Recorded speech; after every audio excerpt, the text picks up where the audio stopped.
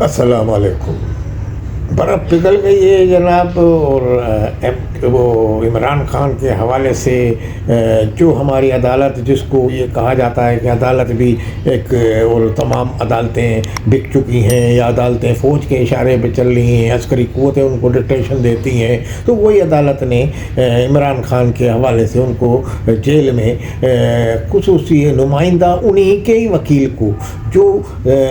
جس کیس میں درخواست دی تھی توشہ خانے کی، اس کیس میں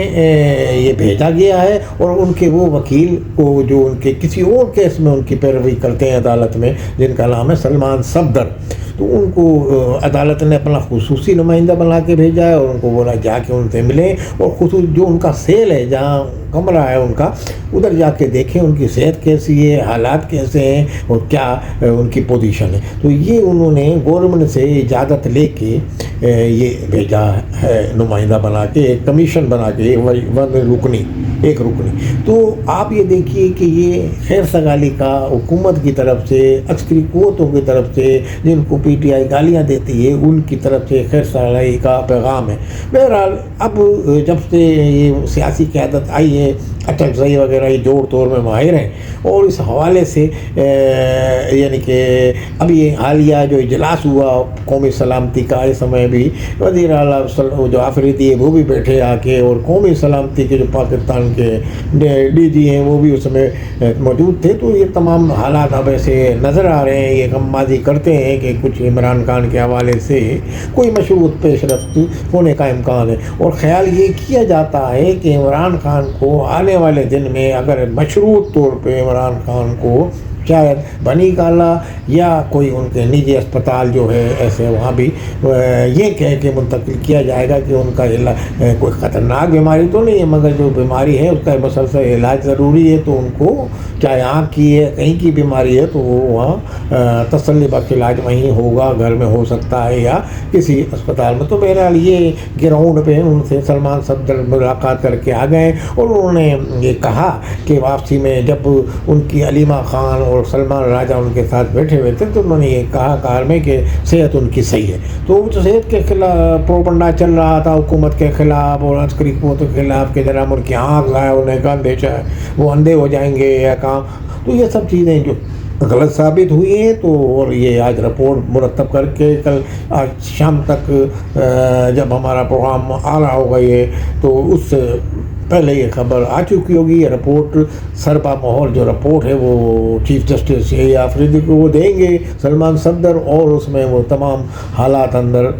جو دیکھ کے آئے ہیں، لازمی اس میں صرف صحت تو انہوں نے نہیں پوچھی ہوگی سلمان صفدر نے۔ سلمان صفدر 3 گھنٹے 3.5 گھنٹے ملاقات کی، تو اس میں صرف صحت پہ یا کمرے کی صفائی پہ بات نہیں ہوئی ہے، لازمی اور مسئلے مسائل اور جو سیاسی پولیٹیکل بات، سیاسی رہنما ہوتا ہے، تو اس سے یہی باتیں ہوئی ہوں گی یقیناً۔ یہ یعنی کہ ایسا ایک عام طور پہ یہ جاتا ہے خیال۔ بہرحال یہ ایک ہم سمجھتے ہیں پاکستان کے بڑے لیڈر ہیں عمران خان، ان کی پارٹی بھی بڑی ہے اور ان کے چاہنے والے بھی بڑے ہیں، تو بہرحال ان کا ساتھ اگر کوئی باعزت راستہ حکومت سے حکومت کی طرف سے نکل جاتا ہے، باعزت راستہ یعنی کہ دونوں فریقوں کے لیے باعزت طریقے سے، یعنی کہ وہ بھی ایک عوامی لیڈر ہیں، کو وہ بھی یہ چاہتے ہیں کہ عوام میں یہ نہیں ڈٹا ہوا ہے، بکا نہیں جھکا نہیں، تو اس طرح کا پیغام ان کا ختم نہ ہو جائے، عوام میں ایسا تاثر نہ جائے کہ بھائی ڈیل ہو گئی۔ اور یہاں حکومت جو ہے ہماری کہ آرمی کی تنصیبات پہ حملہ کرنے والا 9 مئی کا واقعہ کرانے والا، اور یہ تمام آرمی فوج جو ہے عسکری قوتوں نے ہاں کر دی یا گھٹنے ٹیک دیے حکومت نے، تو اس طرح کا تاثر بھی نہیں جانا چاہیے۔ تو یہ باعزت طریقے سے کوئی ڈیل اگر ہوتی ہے جس کے امکانات واضح طور پہ پائے جاتے ہیں کہ آنے والے دنوں میں عمران خان کو یا کہیں منتقل کر دیا جائے گا، تو خالص امکان نہیں ہے، مطلب ایسی صورتحال، تو یہ ایک اچھا پیغام پی ٹی آئی کے جو حمایتی ہیں، ان کے چاہنے والے یودھی ہیں، ان تک پہنچے گا، اور اس طریقے سے جو ان کی یعنی کہ جو بیرون ملک جو ان کے جو پروپیگنڈا ساز جو فیکٹریاں قائم ہیں وہ بھی ٹھنڈی پڑیں گی کچھ۔ تو بہرحال مذاکرات تو ہو رہے ہیں، اور اس میں ایک اچھا خوش آئند بات یہ ہے کہ حکومت کے وکیل نہیں گئے، نہ حکومت کا کوئی نمائندہ، یہ ان کا اپنا وکیل ہے جو کسی اور کیس میں ان کی پیروی کرتا ہے، سلمان صفدر، وہ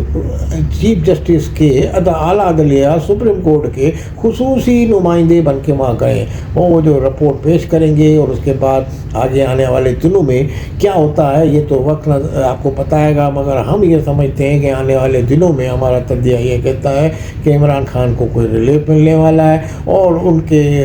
بعض باتوں میں انہوں نے مشروط حامی بھی بھر لی ہے، اور بعض باتوں میں وہ نرم رویہ بھی اختیار کریں گے، کیونکہ ایک عرصے سے جیل میں مقیم ہیں۔ لازمی ان کی بہن نے، جب ان کی پارٹی میں بھی ان کی بہن کے خلاف شدید پروپیگنڈا بھی ہوا، اور پروپیگنڈا کیا ان کو تنقید کا نشانہ بھی بنایا، کیونکہ ان کی بہن کے گھر والوں نے، بچوں نے بسنت منائی لاہور میں، جبکہ ان کے عام جو لوگ ہیں، قیدی ہیں جیلوں میں، کارکنان یہ وہ، مگر انہوں نے جو مریم نے بسنت شروع کرائی تھی تو انہوں نے وہ منائی بڑے زور و شور سے ان کے بچوں نے۔ تو اس حوالے سے بھی یہ بھی ایک خوش آئند سگنل ہے کہ حکومت سے جو مذاکرات جو یعنی کہ جو خاص اداروں سے تو ہو چکے ہیں، اور اس میں کوئی برف پگھلی ہے، اور برف پگھلنے کے بعد صورتحال کیا سامنے آتی ہے